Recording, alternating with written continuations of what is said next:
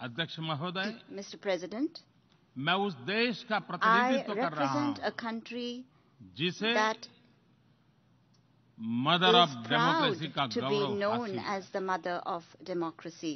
लोकतंत्र की हमारी We have हजारों had वर्षों की a महान great परंपरा रही। tradition of democracy that goes back thousands of इस years. 15 अगस्त को On 15th of भारत ने August this year, अपनी आजादी के India entered 75वें the साल में प्रवेश 75th किया। year of its independence.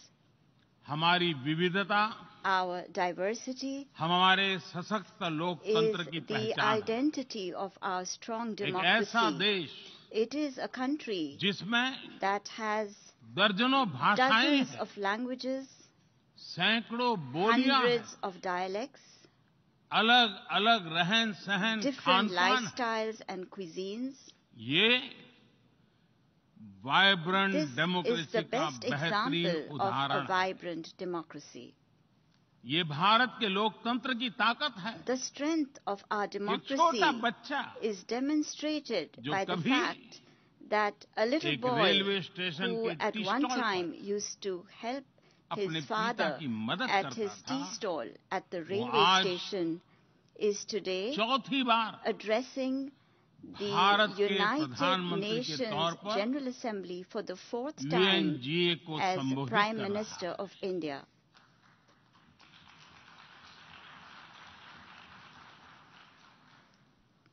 सबसे लंबे समय तक I will soon Gujarat have का spent 20 मुख्यमंत्री years serving और my फिर countrymen as पिछले head of 7 साल government. से First as the Bharat longest के serving प्रधानमंत्री Chief के Minister तौर पर of मुझे Gujarat and then head of as government Prime की Minister भूमिका में for the last 7 years. देशवासियों की सेवा करते हुए 20 साल हो रहे हैं और And मैं अपने I अनुभव am से कह saying रहा this to हूं, you from my own Yes. experience.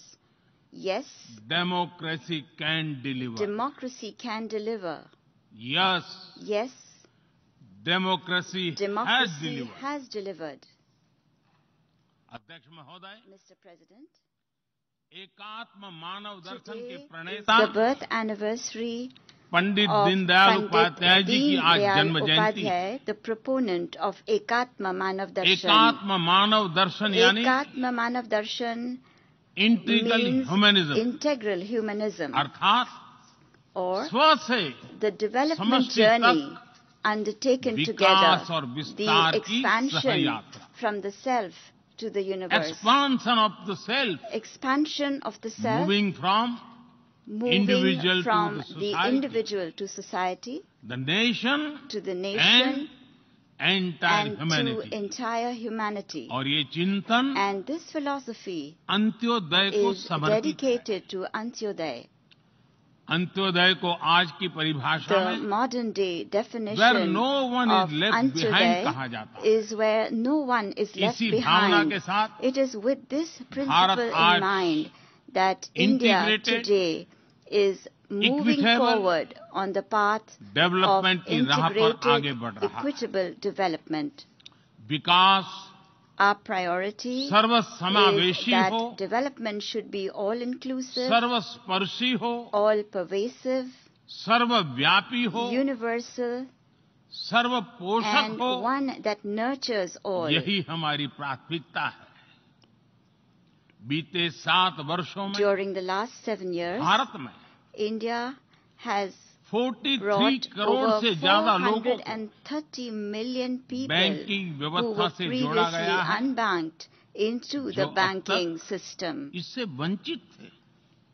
आज Today, 36 over करोड़ से अधिक ऐसे लोगों को भी 360 million people बीमा सुरक्षा who कवच मिला है, earlier could जो not पहले even imagine इस बारे में this सोच was भी नहीं सकते। possible, now have insurance coverage 50 as crore से security ज्यादा लोगों को by giving over 500 मुफ्त इलाज million की people सुविधा देकर the facility of free Bharat ने treatment in hospitals. उन्हें quality India health has service से given them जोड़ा। access to quality health Bharat services ने 3 करोड़ by पक्के घर building बनाकर 30 million बेघर proper homes. यानी India has made होमलेस परिवारों को homeless families होम ओनर्स बनाया। homeowners. अध्यक्ष महोदय, Mr. President, प्रदूषित पानी polluted water भारत ही नहीं is a very big पूरे problem, विश्व not just for और India, खासकर but for the entire गरीब और world, and विकासशील in देशों particular की for poor and बहुत developing बड़ी countries. समस्या है। भारत में इस चुनौती से निपटने के लिए In order to address this हम challenge 17 in करोड़ से India, अधिक घरों we तक are carrying out a very big pipe से campaign to ensure साफ that पानी piped पहुंचाने clean का बहुत water बड़ा अभियान reaches चला रहे over हैं। 170 million विश्व homes. की बड़ी-बड़ी संस्थाओं ने Reputed institutions of the ये world माना है have कि said किसी भी देश के विकास के लिए वहां के नागरिकों के पास जमीन और घर के प्रॉपर्टी राइट्स यानी ओनरशिप का रिकॉर्ड होना बहुत जरूरी है। दुनिया के बड़े-बड़े देशों में बड़ी संख्या में ऐसे लोग हैं जिनके पास जमीनों और घरों के प्रॉपर्टी राइट्स नहीं है। आज हम भारत के 6 लाख से अधिक गांवों में ड्रोन से मैपिंग कराकर करोड़ों लोगों को उनके घर और जमीन का डिजिटल रिकॉर्ड देने में जुटे हैं। ये डिजिटल रिकॉर्ड प्रॉपर्टी पर विवाद कम करने के साथ ही access to credit, bank loan तक लोगों की पहुंच बढ़ा रहा है। अध्यक्ष महोदय, आज विश्व का हर छठा व्यक्ति भारतीय है। जब भारतीयों की प्रगति होती है तो विश्व के विकास को भी गति मिलती है। When India grows, the world grows. When India reforms, the world transforms. Bharat में हो रहे साइंस और टेक्नोलॉजी आधारित इनोवेशंस विश्व की बहुत मदद कर सकते हैं। हमारे टेक सॉल्यूशंस का स्केल और उनकी कम लागत दोनों अतुलनीय है। हमारे यूनिफाइड पेमेंट इंटरफेस यूपीआई आज भारत में हर महीने 350 करोड़ से ज्यादा ट्रांजैक्शन हो रहे हैं। भारत का वैक्सीन डिलीवरी प्लेटफॉर्म कोविन एक ही दिन में करोड़ों वैक्सीन डोज लगाने के लिए डिजिटल सपोर्ट दे रहा है। अध्यक्ष महोदय, सेवा परमो धर्मः, सेवा परमो धर्मः को जीने वाला भारत सीमित संसाधनों के बावजूद भी वैक्सीनेशन डेवलपमेंट और मैन्युफैक्चरिंग में जी जान से जुटा है। मैं यूएनजीए को ये जानकारी देना चाहता हूं कि भारत ने दुनिया की पहली डीएनए वैक्सीन विकसित कर ली है, जिसे 12 साल की आयु से ज्यादा के सभी लोगों को लगाया जा सकता है।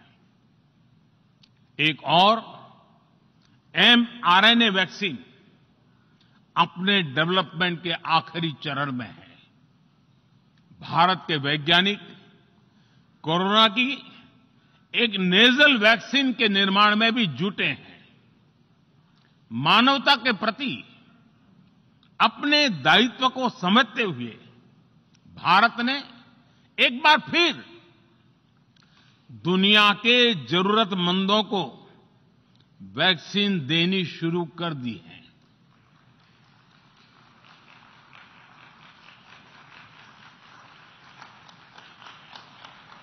मैं आज दुनिया भर के वैक्सीन मैन्युफैक्चरर्स को भी आमंत्रित करता हूं, कम मेक वैक्सीन इन इंडिया।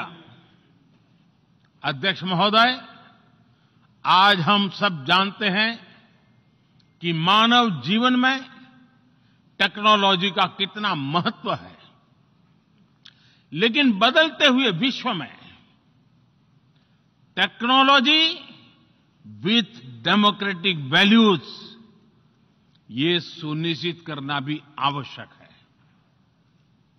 भारतीय मूल के डॉक्टर्स, इनोवेटर्स, इंजीनियर्स, मैनेजर्स किसी भी देश में रहें, हमारे लोकतांत्रिक मूल्य उन्हें मानवता की सेवा में जुटे रहने की प्रेरणा देते रहते हैं। और ये हमने इस कोरोना काल में भी देखा है। अध्यक्ष महोदय, कोरोना महामारी ने विश्व को ये भी सबक दिया है कि वैश्विक अर्थव्यवस्था को अब और अधिक डाइवर्सिफाई किया जाए। इसके लिए ग्लोबल वैल्यू चेन्स का विस्तार आवश्यक है। हमारा आत्मनिर्भर भारत अभियान इसी भावना से प्रेरित है। ग्लोबल इंडस्ट्रियल डाइवर्सिफिकेशन के लिए भारत विश्व का एक लोकतांत्रिक और भरोसेमंद पार्टनर बन रहा है। और इस अभियान में भारत ने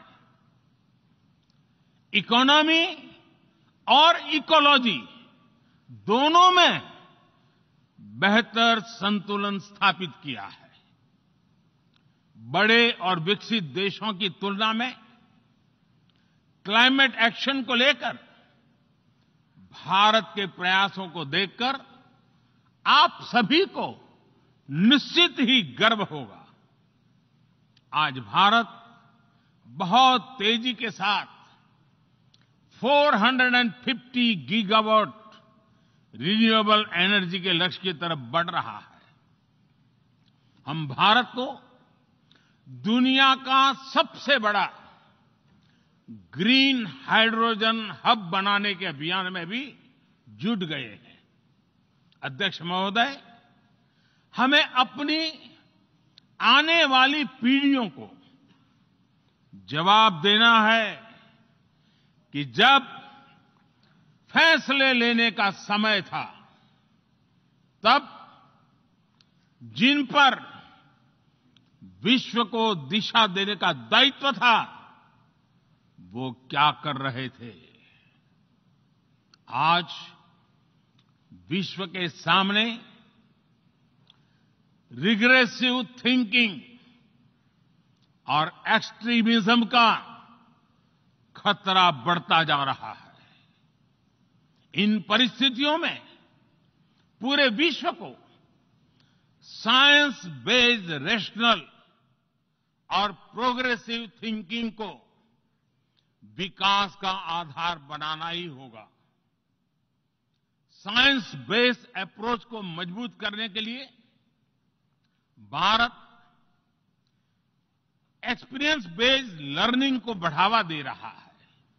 हमारे यहां स्कूलों में हजारों अटल टिंकरिंग लैब्स खोली गई है, इंक्यूबेटर्स बने हैं और एक मजबूत स्टार्टअप इकोसिस्टम विकसित हुआ है। अपनी आजादी के 75 वर्ष के उपलक्ष्य में जब हम आजादी का अमृत महोत्सव मना रहे हैं, भारत 75 ऐसे सैटेलाइट्स को अंतरिक्ष में भेजने वाला है जो भारतीय विद्यार्थी स्कूल कॉलेजों में बना रहे हैं।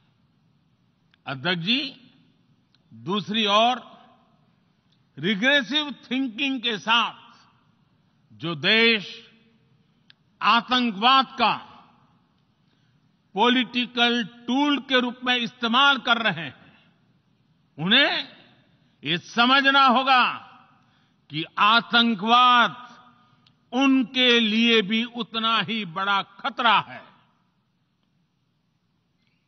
ये सुनिश्चित किया जाना बहुत जरूरी है कि अफगानिस्तान की धरती का इस्तेमाल आतंकवाद फैलाने और आतंकी हमलों के लिए न हो। हमें इस बात के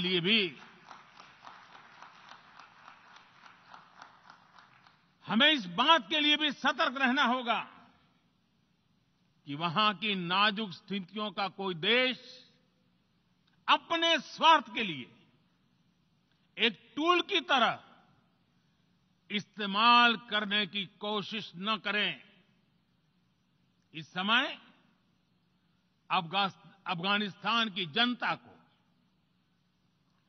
वहां की महिलाओं और बच्चों को, वहां की माइनॉरिटीज को मदद की जरूरत है और इसमें हमें अपना दायित्व निभाना ही होगा। अध्यक्ष महोदय, हमारे समंदर भी हमारी साझी विरासत है। इसलिए हमें ये ध्यान रखना होगा कि ओशन रिसोर्सेज को हम यूज करें, एब्यूज नहीं। हमारे समंदर अंतर्राष्ट्रीय व्यापार की लाइफलाइन भी है। इन्हें हमें एक्सपांशन और एक्सक्लूजन की दौड़ से बचाकर रखना होगा। रूल बेस्ड वर्ल्ड ऑर्डर को सशक्त करने के लिए अंतर्राष्ट्रीय समुदाय को एक सुर में आवाज उठानी ही होगी। सुरक्षा परिषद में भारत की प्रेसिडेंसी के दौरान बनी विस्तृत सहमति विश्व को मैरीटाइम सिक्योरिटी के विषय में आगे बढ़ने का मार्ग दिखाती है। अध्यक्ष महोदय, भारत के महान कूटनीतिज्ञ आचार्य चाणक्य ने सदियों पहले कहा था, कालातिक्रमणात् काल एव फलम पिबति। जब सही समय पर सही कार्य नहीं किया जाता तो समय ही उस कार्य की सफलता को समाप्त कर देता है। संयुक्त राष्ट्र को खुद को प्रासंगिक बनाए रखना है तो उसे अपनी इफेक्टिवनेस को सुधारना होगा, रिलायबिलिटी को बढ़ाना होगा। यूएन पर आज कई तरह के सवाल खड़े हो रहे हैं।